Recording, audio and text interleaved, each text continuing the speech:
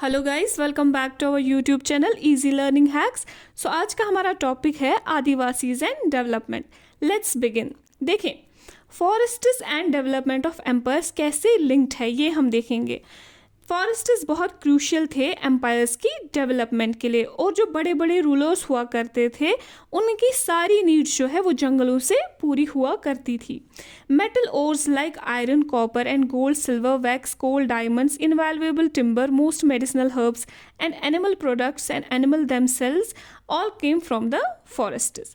मतलब metal ores मतलब होता है हम अर्थ से जो मेटल्स निकालते हैं, जैसे कि आयरन हो गया, कॉपर हो गया, गोल्ड, सिल्वर, कोल, डायमंड्स, ये सब चीज़ें हम जो कहाँ से निकालते हैं, अर्थ से। इनवैल्युएबल टिम्बर मतलब ऐसा वुड जिसका वैल्यू जो है बियॉन्ड एस्टिमेशन हो, या मेडिसिनल हर्ब्स या एनिमल प्रोडक्ट जैसे हनी हो गया, वैक्स हो गया, और लैक जो है वो एक इंसेक्ट प्रोड्यूस करता है जो कि सीलिंग वैक्स, शू पॉलिश और टॉयज बनाने के काम आता है। इसके साथ साथ एनिमल्स जैसे एलिफेंट्स, जिस पे इंपीरियल आर्मीज बहुत ज़्यादा डिपेंडेंट हुआ करती थी, तो ये सब कहाँ से आता था? ये सब आता था फॉरेस्ट से। यहाँ तक तो ठीक है, लेकिन एम्पायर्स की डेवलपमेंट करने में इन्हें एक लिंक चाहिए रहता था। तो वो लिंक कौन फुलफिल करता था? वो लिंक करता था फुलफिल आदिवासीज। वो हम देखेंगे कैसे फुलफिल करते थे। Adivasis had a deep knowledge of access to as well as control over most of these vast tracts at least till the middle of the 19th century. Adivasis को डीप नॉलेज और एक्सेस के साथ साथ कंट्रोल भी हुआ करता था उस वास्ट लैंड पे, मतलब फॉरेस्ट के लैंड पे। कब तक? मिडल ऑफ 19th सेंचुरी तक। ठीक है। Often empires heavily depended on Adivasis for the crucial access to forestry resources. Forestry resources की अगर ज़रूरत रहती थी तो सारे empires heavily dependent किस पे थे? आदिवासीज पे dependent हुआ करते थे। Situation is not the same today. Why? अब सिचुएशन सेम नहीं रही है, पर क्यों? ऐसा क्या हो गया कि जिसकी वजह से सिचुएशन बदल गई, वो हम देखेंगे। Adivasis marginal and powerless communities.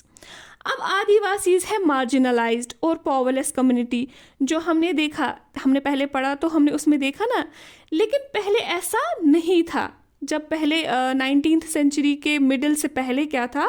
पहले उनके पास पूरे पावर्स हुआ करते थे, लेकिन हमने देखा कि अब चीज़ें इनके लिए सेम नहीं रही है, सब चीज़ें बदल चुकी है।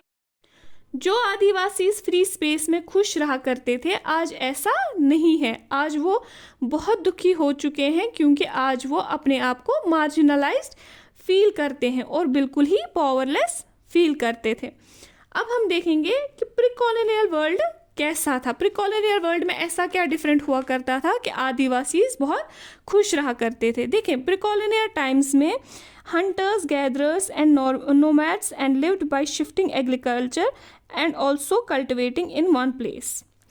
प्री कॉलोनियल टाइम्स में आदिवासीज हंटिंग किया करते थे, गैदरिंग किया करते थे, नोमैडिक लाइफ जिया करते थे, शिफ्टिंग कल्टिवेशन किया करते थे, और कुछ सेटल्ड कल्टिवेशन को भी परफॉर्म किया करते थे, और इस तरह से वो सर्वाइवल करते थे अपना, और अपनी फ्री स्पेस में रहा करते थे जंगलों में, और उनके साथ वो अपने रिसोर्सेज को भी यूज़ करते थे, जंगलों के रिसोर्सेज को भी, और उनके रेस्पेक्ट भी किया करते थे। ठीक है, उनकी लाइफ जो है एकदम फ्री थी, टेंशन फ्री थी। लेकिन अब हम क्या देखते हैं, इन पास्ट 200 ईयर्स में क्या हो गया?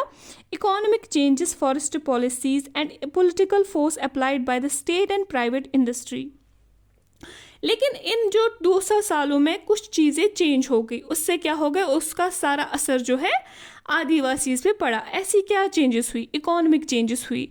जिन प्रोडक्ट्स को ट्रेड किया करते थे वो उनसे छीन लिए गए। ठीक है, नई फॉरेस्ट पॉलिसीज़ वजूद में आई, और साथ ही साथ पॉलिटिकल फोर्स जो स्टेट और प्राइवेट इंडस्ट्रीज़ की तरफ से हुआ, इससे सब ने क्या किया? इससे माइग्रेशन का प्रॉब्लम फेस करना पड़ा इन ट्राइबल्स को। ठीक है, उन्हें जंगलों से निकाल दिया गया, तो फिर सर्वाइवल के लिए उन्होंने क्या किया? Workers in plantation at construction sites in industries and domestic workers.